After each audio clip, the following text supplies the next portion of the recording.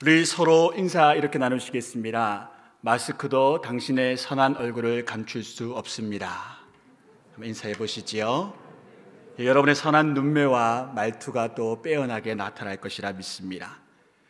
요사이 하버드 대학교의 교수인 존 마크 램지어 교수가 세계적인 학계에 이슈를 던져주고 있고 논란이 되고 있습니다.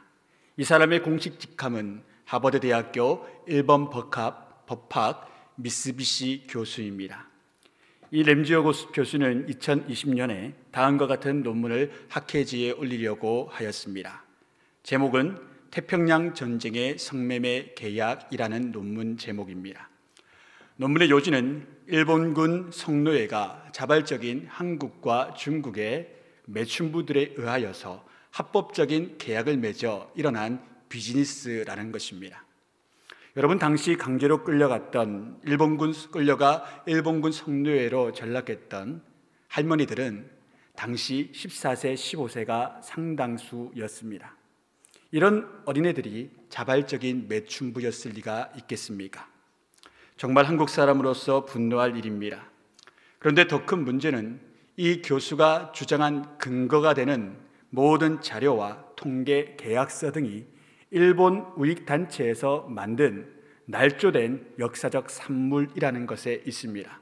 그와 같은 사실들을 같은 하버드 대학교 역사학 교수가 문제 제기를 했고 많은 한인 학자들이 지금도 문제 제기를 하고 있습니다. 우리에게는 8.15 강복절인 8월 15일 이날은 일본에게 있어서는 패전 기념일입니다. 전쟁을 패전하여서 기념하는 날이라는 것이지요.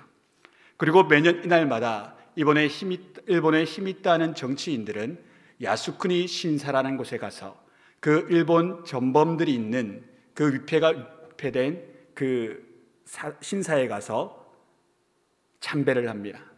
우리가 기록할 것은 일제시대 때 이 신사 참배 때문에 얼마나 많은 거룩한 목사님들과 성도님들이 순교당했냐는 것이지요. 그런데 이 야스쿠니 신사에는 다음과 같은 설명이 영어로 크게 전시되어 있습니다. 저도 이번에 조사하고 알았습니다. 이곳은 미국의 침략 전쟁에 맞서 싸운 일본의 우국 선녀들의 혼이 있는 곳입니다. 여러분, 태평양 전쟁은 일본군이 진주만을 침격하여 일어난 전쟁입니다. 그리고 그 전에 일어났던 일본군의 대한민국 조선에 대한 침략은 그들의 전쟁 범죄로 인하여 일어난 국권 침탈이지요. 그런데 지금 일본의 정치인들은 2차 세계대전을 일으킨 국가가 자신들이 아니라 미국이라 말하는 신사에 가서 절하고 있습니다. 이것은 마치 북한의 6.25 전쟁이 남한의 침략으로 일어난 것이라고 그들의 아이들에게 가르치는 것 같은 교육과 같은 동일한 성격상의 것입니다. 이 얼마나 참담하고 당혹스러운 현실입니까? 그리고 지금도 일본이 왜 전쟁 국가로 헌법을 개정하려 하는지를 이러한 사실들에서 우리는 알 수 있습니다. 저들은 하나도 변하지 않았습니다. 2021년을 살아가는데 그다지 변하지 않았습니다. 100년 전 모습과 많이 다르지 않습니다. 때때로 좋은 이웃주신 척 우리에게 다가오지만 속은 그렇지 않습니다. 그들 말로 혼내와 다테마, 속과 겉이 완전히 다른 사람들입니다. 오늘 첫째 본문 말씀인 창세기 15장의 말씀은 아브라함과 하나님 간의 햇불 언약을 다루고 있는 말씀입니다. 그런데 이 놀라운 언약 가운데 하나님께서는 아브라함에게 그의 자손들에게 일어날 일을 한 가지 명시하여 말씀해 주십니다. 13절 말씀을 함께 다시 한번 읽어보겠습니다. 여호와께서 아브라함에게 이르시되 너는 반드시 알라. 내 자손이 이방에서 객이되어 그들을 섬기겠고 그들은 400년 동안 내 자손을 괴롭히리니. 아멘. 여기서 하나님께서 이 이방 민족을 애굽, 이집트라고 특정하여 말씀하지 않으십니다. 다 계획해 놓으셨지만 미리 아브라함에게 이 같은 이야기를 하시면 틀림없이 야곱이 요셉을 따라 애굽으로 가지 않았겠지요. 애굽은 위험한 곳이야. 절대 가면 안 돼. 그래서 하나님은 특정하지 않으시고 이방 민족이라고 말씀해 주셨습니다. 오늘 햇불 언약에서 우리가 알 수 있는 한 가지 사실은 이스라엘 민족의 400년의 역사적 고난이 하나님의 섭리에 의해 이미 준비되어 있었다는 사실이고, 이 예비된 고난을 통해 이후 가나안 족속들의 악이 섬멸되고 인류 전체는 놀라운 구속의 역사를 경험하게 된다는 것입니다. 오늘 본문 말씀은 아니지만 16절 말씀을 또한 함께 읽어보시겠습니다.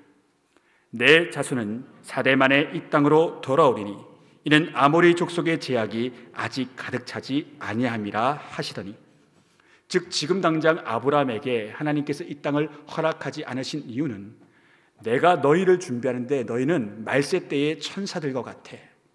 요한계시록에 나타나면 말세 때의 천사들이 악인들을 징벌하지 않습니까? 그와 마찬가지로 가나안 땅을 진복하는 나의 군사들로 선택된 민족이 바로 너희들이야.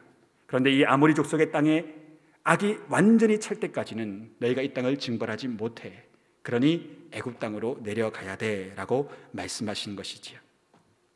또한 400년간의 애굽의 종살이 이후 이집트에서 이스라엘 백성들이 탈출한 이 출애굽 엑소더스의 사건은 이후 수많은 억압받는 민족들과 계층들과 인종들에게 희망의 빛이 되는 말씀이 되어주고 있습니다. 왜냐하면 그 역사의 긴 고난의 터널이 끝이 있다는 것이 하나님의 섭리 가운데 설명되어지고 주장되어지고 선포되어졌기 때문입니다. 또한 그 끝날을 믿으며 참으며 기다린 사람들만이 그와 같은 섭리 가운데 역사의 승리의 자리에 올라갈 수가 있었던 것입니다. 1차적으로는 지난 2000년간 유대인들에게 이 엑소더스의 말씀, 출애굽의 말씀이 그들의 희망의 빛이 되었습니다.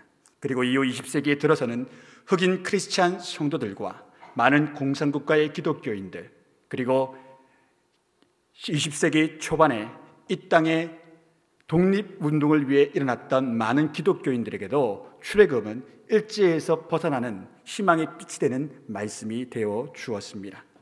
특별히 잘 참고 기다린 유대민족이 있습니다.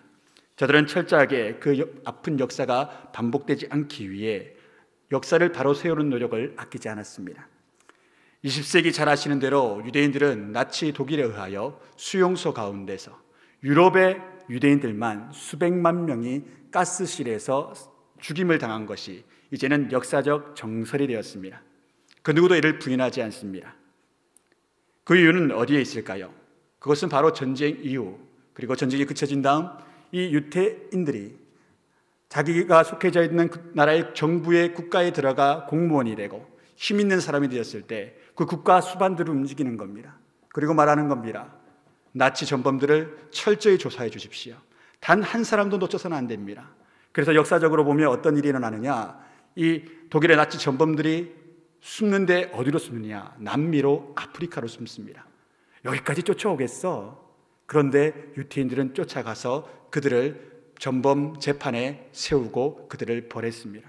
그래서 지금 독일 가운데 그 누구도 이와 같은 독일의 역사를 부정하지 않습니다. 아니, 단 한 사람도 이를 부정하는 경우가 없습니다. 그것은 유대민족이 철저하게 이러한 역사적 검증을 끝냈기 때문입니다. 반면에 우리나라는 역사적 여러 이유들로 인해 유대인들처럼 그렇게 하지 못했습니다. 그리고 그러한 결과가 지금의 일본과 한국의 현실을 낳게 되었습니다. 여러분, 일본 서점에 가보시면 좀 놀랄만한 일이 있습니다.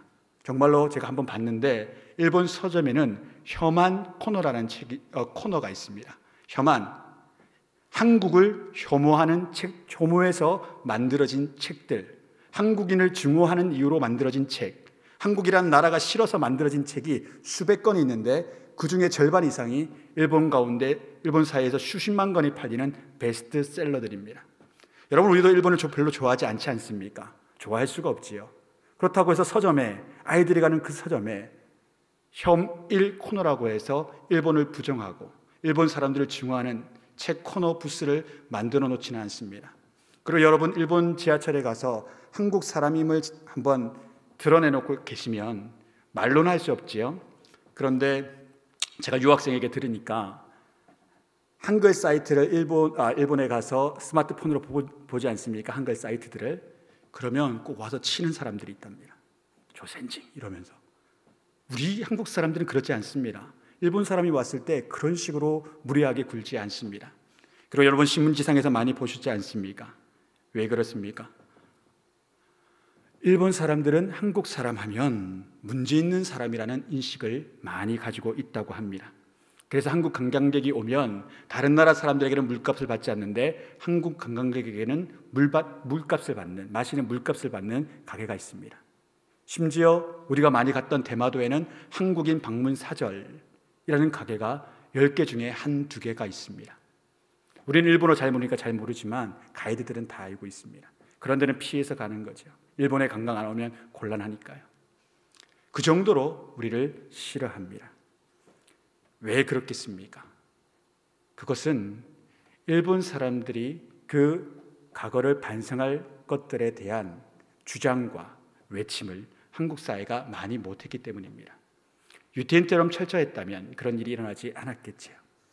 특별히 일본에는 자이니치라고 불리는 제1한국인, 그러니까 해방 이후 일본에 그대로 거주하여 살기로 결정한 제1동포들이 있는데, 이 제1한국인들에 대해서 일본 사회는 정말로 엄청난 억압을 지금까지도 하고 있습니다.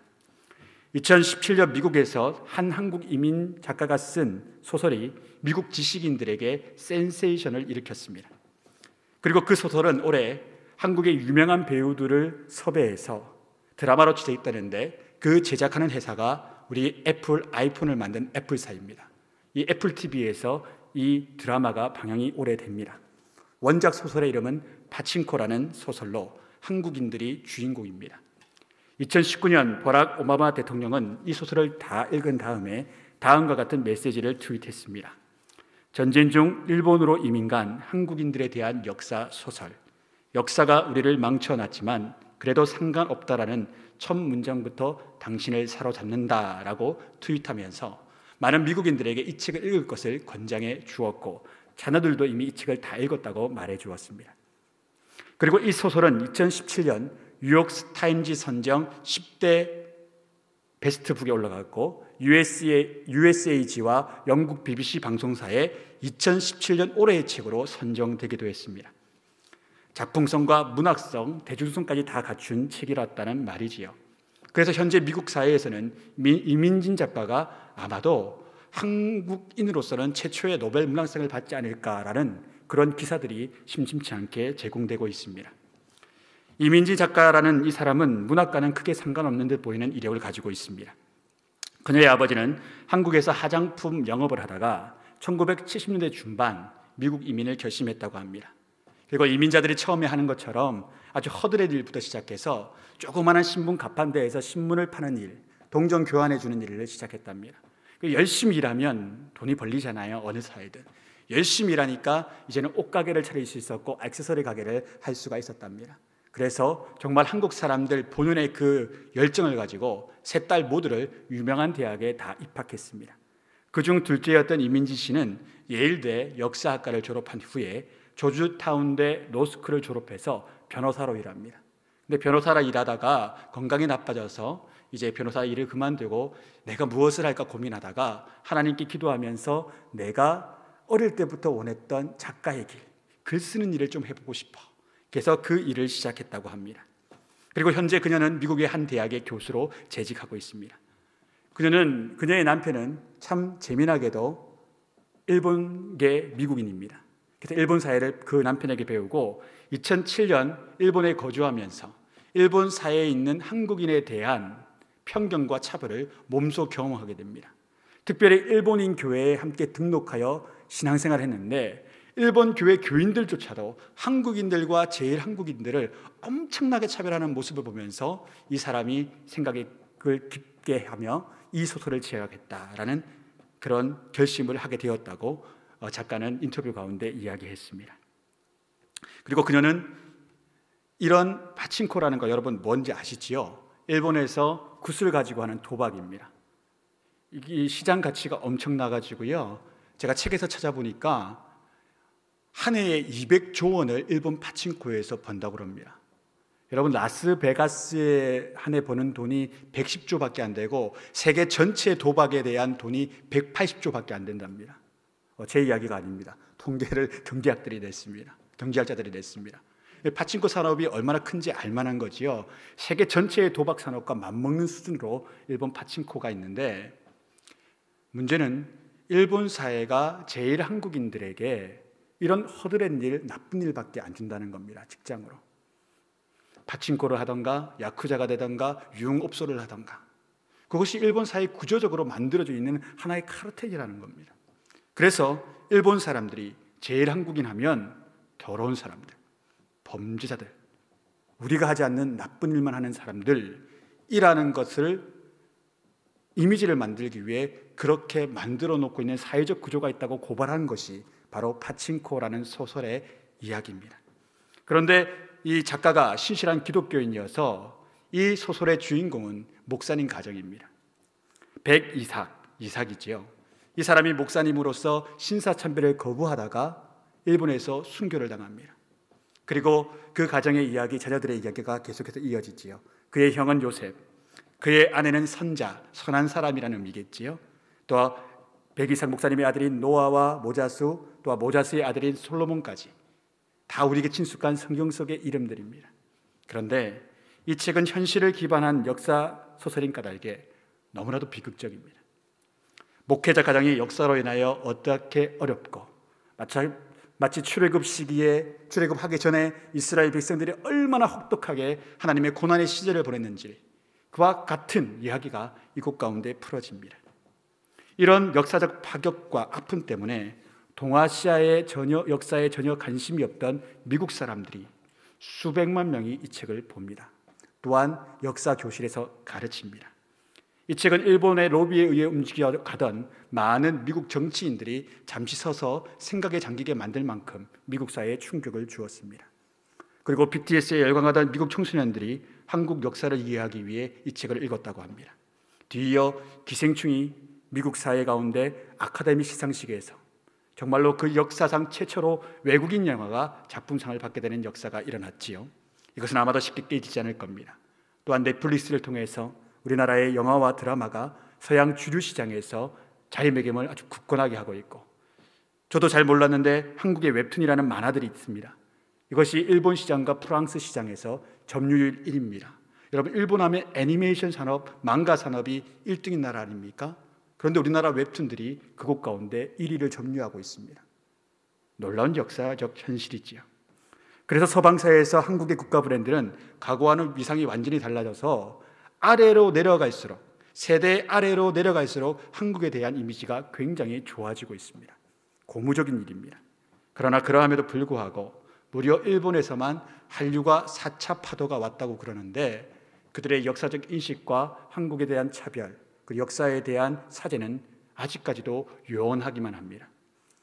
여러분, 한국의 김연아 선수 하면 떠오르는 일본 선수가 누가 있습니까? 누가 있으시죠? 그렇죠, 아사다 마오.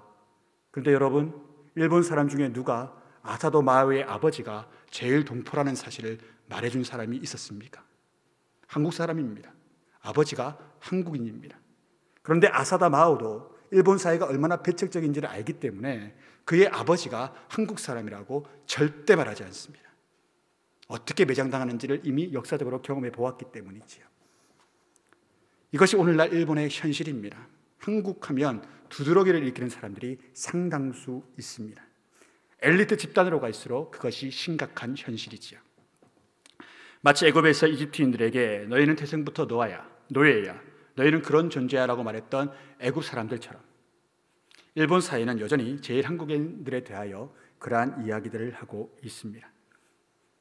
또한 우리가 잘 아는 대로 일본 정치인들은 지금도 자신들의 초등학교 교과서에 우리가 일제강점기 시절에 조선이라는 나라를 침략하고 경제적 발전을 이루어줬기 때문에 대한민국이 이러한 현재적 경제적 부흥을 이룰 수 있었다라고 그들의 초등학교에 가르치고 있습니다. 그러니까 일본 아이들이 말하는 거죠. 한국 사람들이 이상해. 우리가 얼마나 잘해줬는데 맨날 사죄하라 그래. 학생들 만나면 다 그렇게 말합니다. 그렇게 가르침을 받기 때문이지요. 그래서 일본 사람들은 한국 사람들과 역사 이야기를 하려 하지 않습니다. 왜? 잘 지내다가 역사 이야기만 나오면 서로 원수가 되기 때문이지요.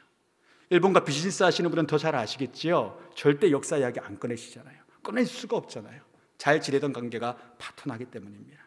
그렇다면 우리는 3.1절 기념 예배를 드리는 이 시점에서 신앙인으로서, 하나님의 백성으로서 이 일본 사람들을 어떻게 바라보아야겠습니까? 주님께서는 이미 답을 주셨고요.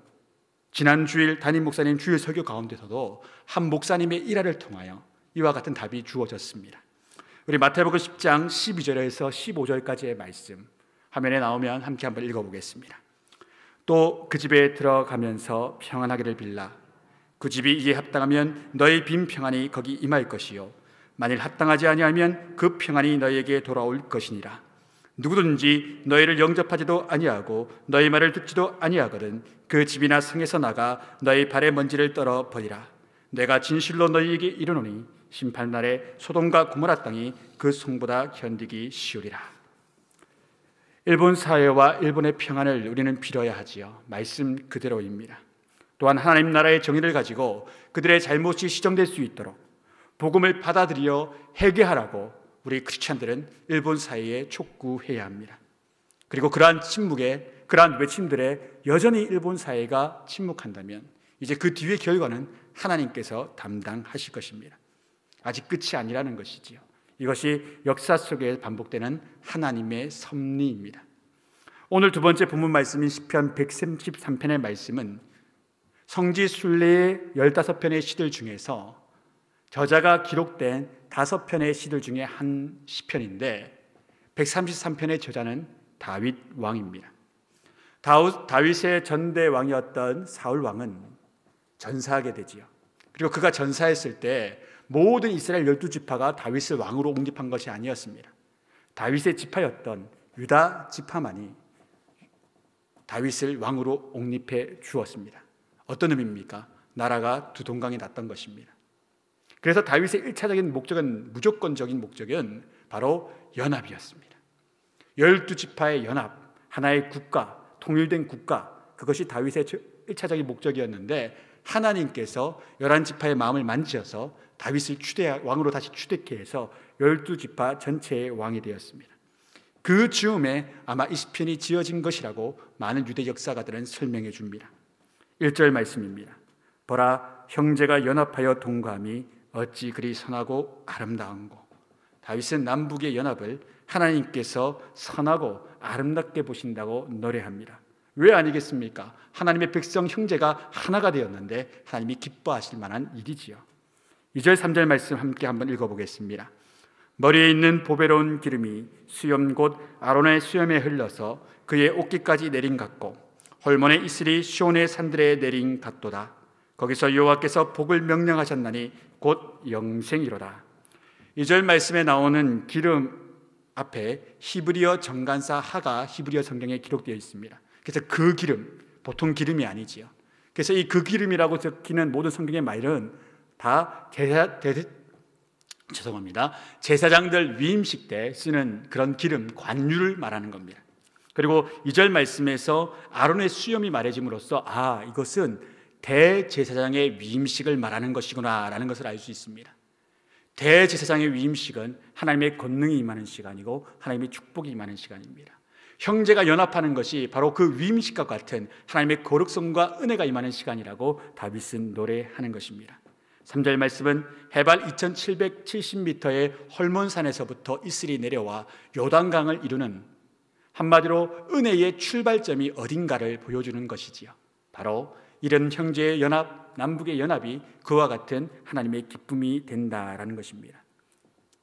우리 민족에게 있어서 제1의 선교지는 누가 뭐라고 해도 북한 땅입니다. 무려 70년간 복음이 들어가지 못한 땅입니다. 2020년 CIA가 통계를 냈는데 북한 인구가 2,564만 명이랍니다. 모르긴 몰라도 2,560만 명, 아니 그 이상이 하나님을 믿지 않는 그러한 나라이고 국가입니다.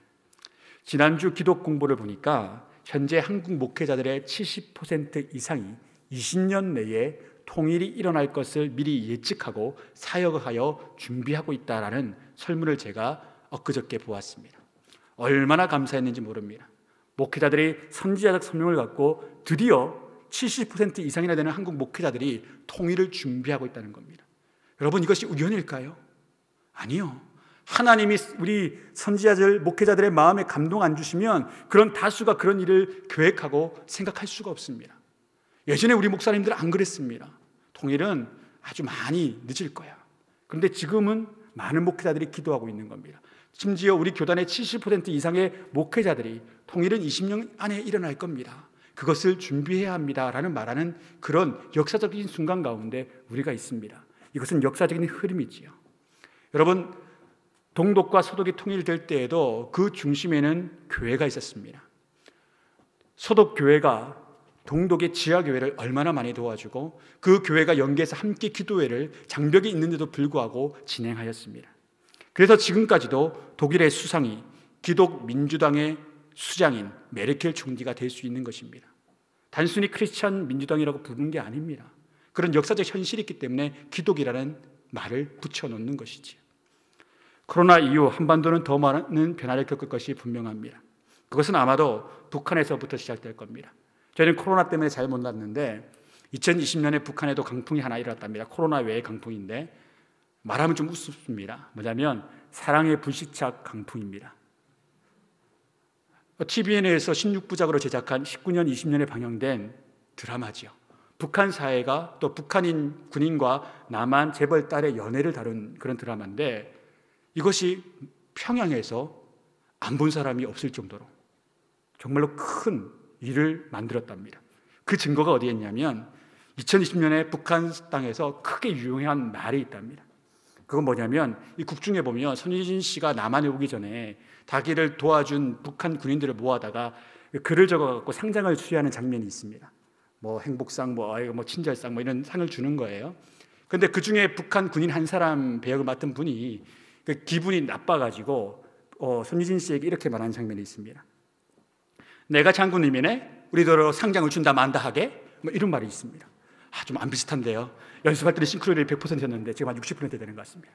이 말이 내가 장군님이네, 요걸요 북한 사람들은 할 수가 없는 말입니다. 장군님이네. 장군은 김정은을 말하는 것인데 말할 수가 없는 단어인데 이 드라마에서 그런 말이 나간 다음에 내가 장군님이네, 이 말이 북한 평양에서 엄청나게 해제가 됐다는 겁니다. 학교에서 아이들끼리 싸우는데 어떤 애가 간섭을 하면 이렇게 말했다는 겁니다. 내가 장군님이네, 누구더러 명정기질이야. 그리고 부모가 간섭을 하면 엄마가 장군님이네, 그만 간섭 좀 하시라요. 이런 말들을 이제 100% 된 것 같습니다. 연습한 결과가 나왔습니다. 아무튼 그런 일이 일어난 겁니다. 그런데 이 말을 들은 장군님이 기분이 좋았을까요? 나빴을까요? 네, 기분이 퍽 나빴던 것 같습니다. 그래서 그 코로나 시기에도 이 정신없는 장군님께서 모든 인민들에게 이렇게 말했답니다. 우리 북한은 모든 문자를 검열합니다. 그렇기 때문에 남한 드라마에서 나왔던 말투, 유행어를 쓰는 사람들은 가혹한 처벌을 받을 줄 아십시오. 무서운 이야기 아닙니까, 여러분? 어떻게 국가가 니들 문자 내가 다 보고 있다라는 말을 아무렇지 않게 하는 겁니까? 북한은 그런 동네입니다. 여러분, 그런데 사람은 덜 먹고는 살 수 있습니다. 그렇죠? 덜 먹고는 살 수 있습니다. 그런데 궁금한 거 참고는 못 삽니다. 재미난 거 억누르고는 못 삽니다. 그것이 인간의 본성입니다. 선악과를 아담과 하와가 왜 싸먹었겠습니까? 힘에 대한 유혹도 있었지만 정말 그 힘이 있는가라는 그 호기심 때문이지요. 판도라의 상자가 그리스 신화에서 왜 열렸습니까? 판도라가 그 상자 안에 무엇이 있는지 정말 궁금했기 때문에 연 거 아닙니까? 북한 사람들은 계속하여 한국의 드라마와 영화를 보게 될 것입니다. 이걸 어떻게 막습니까? 아이들, 그 10대 청소년들의 호기심을 어떻게 막습니까? 볼 수밖에 없고 열릴 수밖에 없습니다. 과거 동서독의 차이보다, 격차보다 지금 남북한의 격차가 더 큽니다. 이제 정해진 일이지요. 그러나 우리가 간과하지 말 것은 세계에서 가장 이상하고 비합리적인 집단이, 정치 집단이 북한 정치 수뇌부라는 사실입니다. 세계에서 가장 비이성적이라고 할 만합니다. 그런데 그런 그들에게 핵탄두 발사 버튼이 있습니다. 지구상에서 가장 비이성적이라는 그 정치 집단이 우리의 적국입니다. 그런데 이들이 여간해서 핵발사 버튼을 누르지 않습니다. 저는 이를 하나님의 보호하심 때문이라고 굳게 믿는 사람 중에 한 사람입니다. 그러나 우리 대한민국 교회가 타락하면 하나님의 보호하심이 계속될지는 의문입니다. 성경의 이스라엘 역사를 보면 오늘날 한반도의 역사와 비슷한 장면이 한 군데 나타납니다. 그것은 바로 르호보암 이후로 남북이 분열된 역사의 이야기입니다. 당시 북이스라엘은 여로보암이 왕이 되었는데 여로보암이 왕이 된 그 순간부터 단 한 차례도 그 국민들이 하나님께 나오지 않습니다. 그 전체가 회개하는 장면이 없습니다. 여로보암이 세워둔 송아지 신상을 바라보며 저가 우리를 애굽에서 구해낸 여호와 하나님이라고 경배하는 그 나라가 북이스라엘이 됩니다. 마치 우리 북한처럼, 그 건국 초기처럼 김일성, 김정일, 김정은이 하나님의 자리에 날아 올라간 바로 그 나라와 동일한 형국입니다.